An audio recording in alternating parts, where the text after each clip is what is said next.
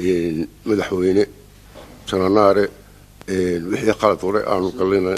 kulli nala ka saamaxay aanu jecelahay.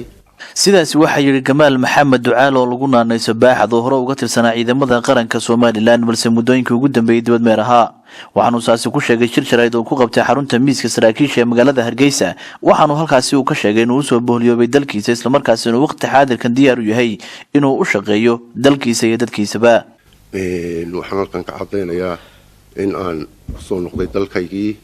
sida diraadidna aanu soo holoobay markaa dalkaygii markaa waxaan go'aansaday aniga iyo ciidamo badan oo ila socdo ciidankii markii hore ka tagay halkaa aan dalkaygii dib ugu soo noqdo sidii aan hore ugu shaqayn jiray aan ugu shaqeeyo. Gamaal Ducaal Maxamed ayaa soo noqoshadiisa waxa ku soobeeyay kadib markii la saxay qaladaad uu sheegay inay deegaankiisa hore uga tirsadeen xukuumaddii hore ee Soomaaliland. markii aan arkay xukuumaddii hore oo wax badan deegaanka gobolka Sanaag ay ka jirtay markay qabsatay xukuumaddan dambe ay wax badan bedeshay markii madaxweynaha cusub qabsaday Muuse Biixi Cabdi.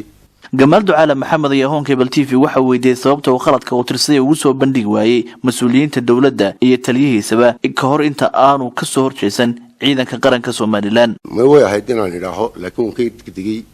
waana ka degdegay laakiin way ahayd inaan idhaaho waana ku banaanayd in arkaasu inaan kala hadlo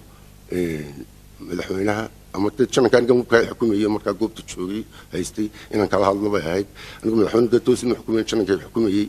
janankana inaanu sheego xaq baan u lahaa haddana waan ka yara degdegay.